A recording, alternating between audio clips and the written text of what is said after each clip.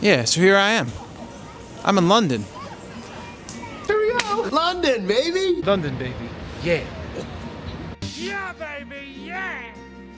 Okay, because that's not going to get annoying. London, baby. I'm near the London Bridge, London Tower. There's a pigeon. Here, let's look at the pigeon. Why does everywhere have pigeons? I guess, who brought pigeons where? I'm assuming that English settlers brought pigeons to America? I will take it from here, Joey. Hello, I am Lily, Joey's preferred AI voiceover provider. Pigeons were introduced to North America by European settlers, primarily between the 1600s and 1610s. They were brought as a domestic animal, both for food and as messengers. Some escaped from captivity, establishing feral populations and becoming a common sight in cities. And now we're about to walk another hour and a half back towards the hotel, and I think we're going to hit Westminster Abbey. Also, I'm going to just say, like, crowds, people, like, there's like a crowd etiquette thing that's like severely lacking here in England. Like, people just stop, like, just like in the middle of wherever. This is tourist central. Good Lord. And it's just like, I'm going to take a picture, or I'm just going to just sit in the middle of a road or sidewalk and just can do whatever I want.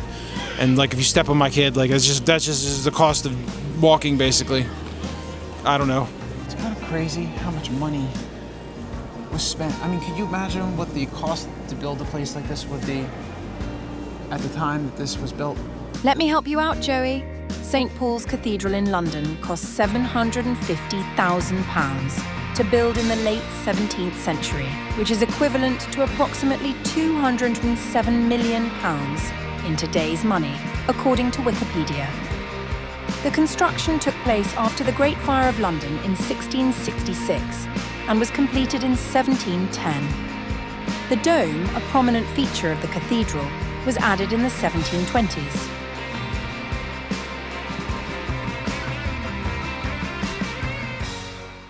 We're at Westminster Abbey. Westminster Abbey has hosted every British coronation since 1066 and holds the tombs of royalty, poets and scientists like Newton and Stephen Hawking. Just across the street is Big Ben, which is actually the name of the bell inside the Elizabeth Tower, not the clock. Nearby in Parliament Square stands the statue of Winston Churchill, unveiled in 1973. These landmarks together represent over 1,000 years of British history in just a few city blocks.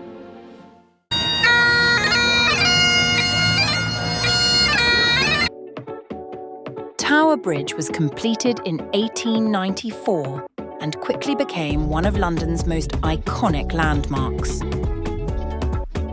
Designed as a drawbridge to let ships pass through the Thames, Oi, London bridges. its two towers are connected by high-level walkways with stunning city views. Many confuse it with London Bridge, but Tower Bridge is the one with the Gothic towers. And yes, it still lifts for river traffic over 800 times a year. We're at some kind of donut shop.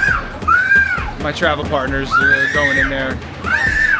My travel partner's buying something. I can't have any of this stuff, but it looks awesome.